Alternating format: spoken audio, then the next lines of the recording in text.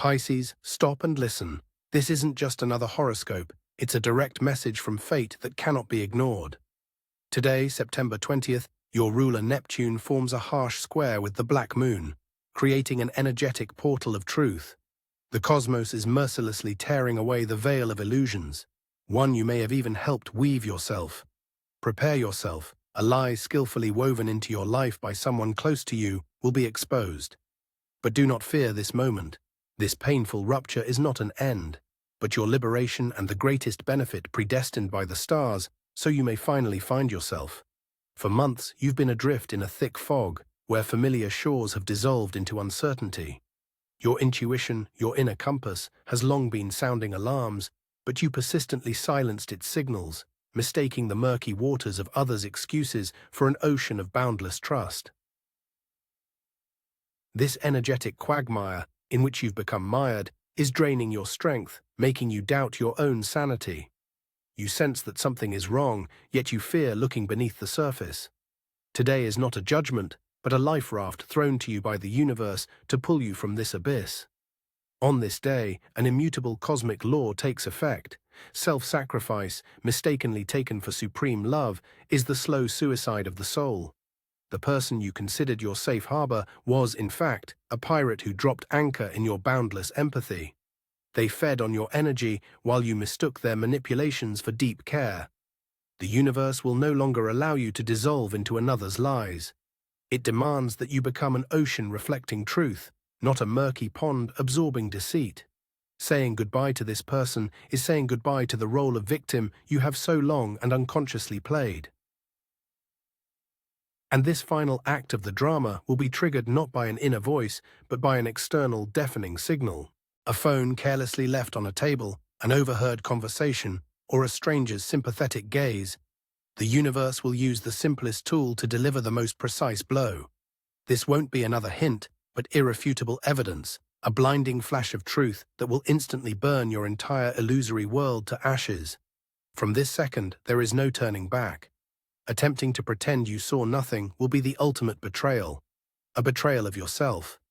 This flash won't just blind you, it will burn out years of the poison of doubt from your soul, a poison you mistook for medicine.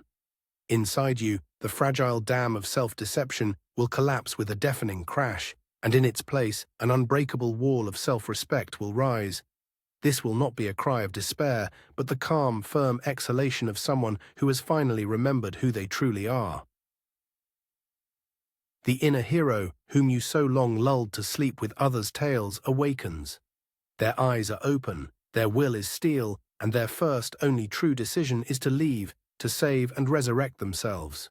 Recall all those projects that crumbled into dust for no apparent reason. Remember that chronic fatigue no amount of sleep could cure, and that inexplicable feeling of loneliness in a crowded room. This was not a streak of bad luck. This was the price you paid for someone else's comfort, pouring your life energy into the black hole of another's ego. The universe wasn't punishing you, it was desperately signaling through every loss. All this pain accumulated in your heart was not a useless burden. Today it transforms into pure rocket fuel for your decisive leap towards freedom. And here is the great promise of the cosmos to you personally: you are not leaving for emptiness, but for the epicenter of your reborn power. The energy you gave away for years will return to you 100-fold, becoming the foundation for a new reality where you are the sole creator. Creative currents, blocked by another's will surge with unstoppable power, washing away the ruins of the past. Your destiny, which until now wandered on someone else's map, will find its own North Star. This is not just a return to yourself. This is your second birth into true power, and its price is merely the ashes of one burned lie. However, in the first moment after the blow of truth, your most ancient instinct will command you to retreat. The habit of self-sacrifice will whisper, maybe everything can be fixed. Maybe you misunderstood. Your boundless empathy, capable of finding justification even for the darkest shadow, will try to cast a beautiful veil of forgiveness over the bare fact. It will seem to you that the icy void of loneliness is more terrifying than the familiar warm pain. This is the last temptation of your past, the voice of a jailer convincing you that beyond the walls of this cage lies only deadly chaos. But it is for this battle that the universe bestows upon you a new role, the role of a soul's lighthouse. Your mission is not to fight the waves of others' manipulations, but to stand unshakably on the rock of your own truth. Your strength is not in aggression, but in the light you are now bound to radiate, dispelling the darkness of doubt and fear. This inner light, ignited by the flash of truth, is your only compass in the promised chaos. It transforms perceived emptiness into a space for creation, and loneliness into sacred ground for rebirth. Your destiny is to shine, and now your hand, without faltering, reaches for your phone. This is not merely deleting a number, it is the ritual burning of a digital bridge, one that no one will ever cross again. Every letter of the name, every shared photograph, every thread connecting you to the past turns to ash with a single swipe of your finger. In this moment, you feel neither rage nor sorrow, only the cold, clear composure of a surgeon amputating gangrene to save the entire organism. With the final tap on the screen, you erase not a person, but an entire chapter of your biography, one written by someone else's hand. The first act is complete, your own story begins. This new story unfolds on 3 battlefields where you must reclaim your power. The first is the mirror labyrinth of the heart, where you will have to relearn to distinguish your true reflection from the distorted images imposed by betrayal. The second is the desecrated temple of calling, whose altar must be cleared of the debris of others' expectations to rekindle the fire of your talent. The third is the breached fortress of resources, where you will mend the gaps through which your life force and finances have drained away. In each of these spheres, you will not be restoring the past, but conquering the future. So the first battle is in the mirror labyrinth of the heart. Here, in every shard, you see not yourself, but a monstrous caricature drawn by the betrayer. You are weak, naive, incomplete. Your mind, poisoned by years of gaslighting, is a trap. It will try to piece together these shards to find logic in the madness. Do not let it lead you astray. Your weapon here is not analysis, but your legendary heart sense. Sit in silence and ask yourself one question: who was I before them? And do not wait for an answer in words. Wait for a feeling. This primal feeling is the only true azimuth to your authentic self. And now you enter the second, more perilous chamber, the desecrated temple of calling. Here, the battle is not for feelings, but for your life's work. Your altar is cluttered with the debris of others' ambitions and your own devalued ideas. The strategy here is a ritual revision. Take every project, every dream, every goal, and ask not your mind, but your soul. Does it sing when I think of it? Anything that evokes a dead silence or a false note within is the poisonous legacy of the occupier. Ruthlessly cast it into the fire. You are not destroying. You are cleansing a sacred space for the return of your only deity, your talent. And now you stand at the gates of the last citadel, the breached fortress of resources. Here, the enemy is invisible and therefore especially dangerous. It is not the betrayer themselves, but their phantom IOUs written on your conscience. You will desperately want to give your last, money, time, energy, to nobly settle the score or out of destructive pity. The cosmos demands the opposite from you, an act of sacred egoism. Until the next new moon, every dollar, every minute, every impulse of energy must be invested solely in yourself. This total focus on yourself is not greed, but a magical ritual, sealing all breaches and declaring to the universe that your energy is henceforth sovereign.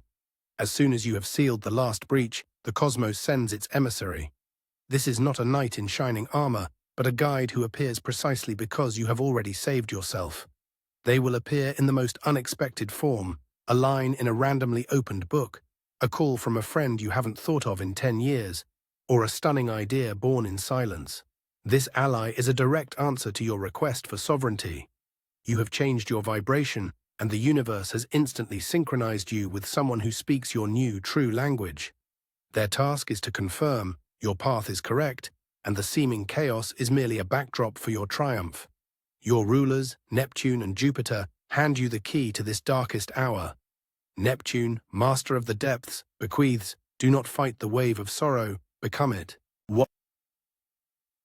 Allow it to carry you to the very bottom, where, in absolute silence, the music of your rebirth is born. Jupiter, lord of horizons, echoes, do not mend the broken cup. Each of its shards is a lens for a new star in your personal universe. Your dual wisdom declares complete acceptance of pain. Neptune becomes fuel for the greatest expansion, Jupiter. This is how the abyss becomes a runway. But on this runway, the most insidious enemy awaits you.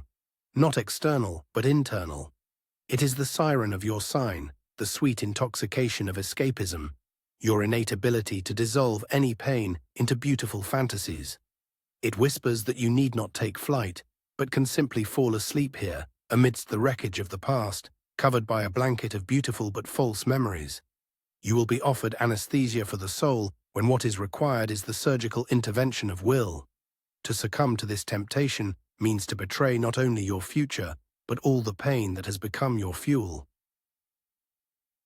This mirage of peace is the most dangerous poison, one that will halt your transformation a moment before triumph. And now, having rejected the sweet intoxication, a sudden, almost unnatural lightness descends. The pain recedes, the drama seems concluded, and the future is clear. It will seem to you that you have defeated the enemy with a single blow. Do not trust this lull. This is not the end, but a great cosmic test of the authenticity of your intention. The universe deliberately removes resistance to see if you will continue your journey by the inertia of will, or stop, satisfied with the first glimmer of a false dawn. This is an examination of sovereignty. Are you seeking true freedom, or merely a temporary painkiller? And the answer comes with the first ray of the moon in its first quarter phase. A message appears on your screen from the blocked contact, a cry for help disguised as an apology. This is not an attempt at reconciliation. This is the last, most cunning manipulation, an appeal to your innate rescuer instinct, thrown precisely at the moment you have loosened your grip. The universe asks you one, but decisive question. Are you willing to save them at the cost of finally drowning yourself? This answer, not your departure, will be your true declaration of independence. A point of no return, after which the stakes rise to their limit. And here it is, the first price of sovereignty, total social isolation. Your refusal to play the rescuer will be immediately rewritten into a narrative of your cruelty. The betrayer, cloaked in the mantle of a victim, will turn your mutual circle of acquaintances into a tribunal, where you will be condemned to exile in absentia. Every call will be cut short, every invitation cancelled. You will have to voluntarily sacrifice your reputation and your familiar world. This painful vacuum is not a punishment, but a necessary quarantine for the healing of the soul, the price for the right to breathe air untainted by another's lies. It is in this deafening silence that your own tormented mind strikes back. It takes the judgment of the external world and proclaims it your internal verdict. The voices of yesterday's friends become your own thoughts, whispering venomously, "You destroyed everything, you are a monster." The promised rebirth seems a grand mystification, and you, its sole victim. You look at your hands, which were meant to create a new reality, and see only instruments of destruction. An icy terror grips your soul. What if they were right? What if this entire battle for freedom was merely an act of selfish madness? And here it is, the bottom. Not an oceanic bottom, full of mysteries, but the icy vacuum of space, where there are no stars, no gods, no meaning. Your faith, your primary sense organ, atrophies, and you are left alone with the greatest fear of Pisces, to be forever severed from the universal flow. There is nothing to do here but to be at this absolute zero point, where the only reality is the cold knowledge of your total solitude. Freeze. Breathe in this vacuum. For it is here, at the epicenter of your personal collapse, that the invisible seed of your true will is born. The knowledge that you are still breathing when the world around you has ceased to exist. And with this first conscious breath in the void, the forgotten gift of the mentors flashes in your memory. Neptune commanded to become the wave, not to fight it. Jupiter, not to mend the cup, but to look through its shards.